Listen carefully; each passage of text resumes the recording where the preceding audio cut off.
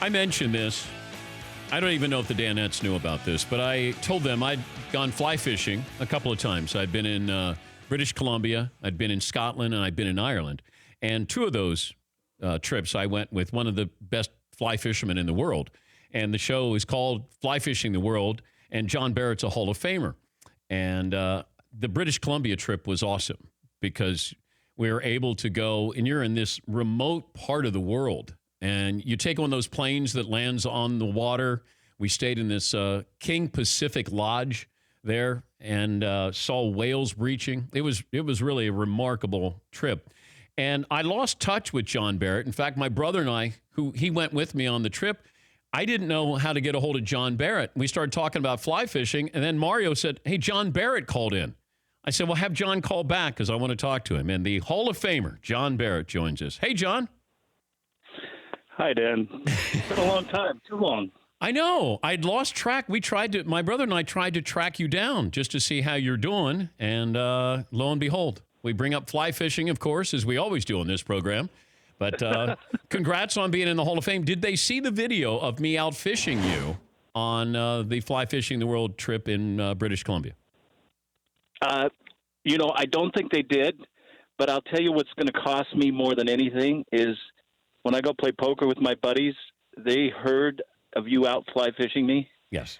And it's probably true. I hate to admit it. It's true. You did get upset. You got upset that day, right? Well, I think that's part of being a good host is to make your guests appear better than they are. And I did that for 22 years. So it's like throwing a game or taking a dive. You allowed me to catch all of the big fish. Okay. I'm going to say your Hall of Fame status might be in doubt right now, John. I hope nobody at the IGFA is listening to this right now. I thought it was wonderful, and you were kind enough and patient enough to teach me how to fly fish. And your ability, that's why you're in the Hall of Fame. But I had so much fun. And then I told these guys that I also got to see one of the rarer animals in the world, the Coyote bear, the spirit bear, on that same trip to British Columbia. So I outfish a Hall of Famer, and then I got to see the Coyote bear. Do you remember the photographer, Mark Munch? Yeah, the guy who took my photos that I took when I'm 15 feet away from this deadly bear, that one? Yes, and then he made it into a calendar. He's making some money. Yeah, he's making money off of you. But John, do you remember how close I was to that bear accidentally? Because you guys left me alone, and I'm taking all these photos of this bear that's probably 7 feet tall, and then I look around and you guys have left me? Well, I remember putting you on the shore, and then we took off in the boat to go to the other side of where the river entered the bay. Yeah. And thinking the bear had crossed the river, and then we turned and looked, and the bear was about 15 feet away from you. I know. So you handled it with grace. You did. I just kept taking photos.